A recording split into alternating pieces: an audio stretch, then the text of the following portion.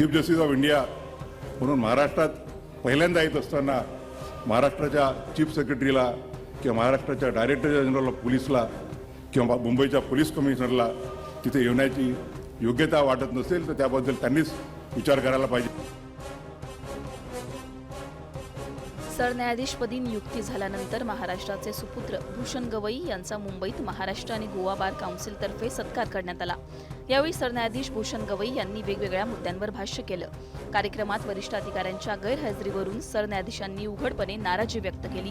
भूषण गवई नेमकं काय म्हणाले ते आधी पहा.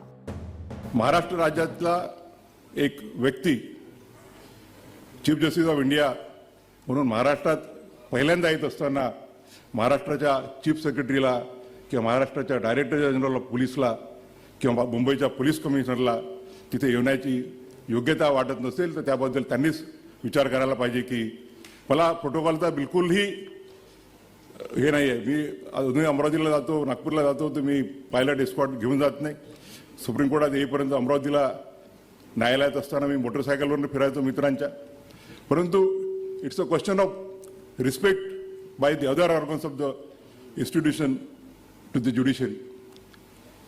एका राज्यघटनेच्या एका संस्थेचा प्रमुख ज्या वेळा पहिल्यांदा या राज्यामध्ये येत असेल आणि तोही त्या राज्याचा, तर जी वागणूक त्यांनी दिली ती योग्य आहे की नाही हा त्यांनीच त्यांचा विचार करावा.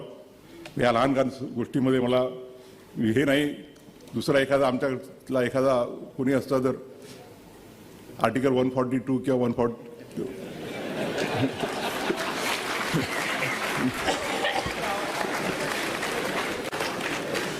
लहान लहान गोष्टी आहेत, पण तुम्ही उल्लेख यासाठी केला की लोकांना कळलं पाहिजे.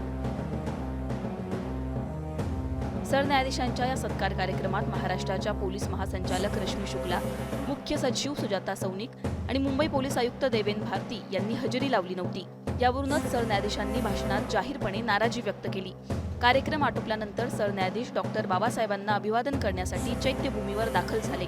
यावेळी मात्र हे वरिष्ठ अधिकारी तातडीनं चैत्यभूमीवर दाखल झाल्याचं दिसलं.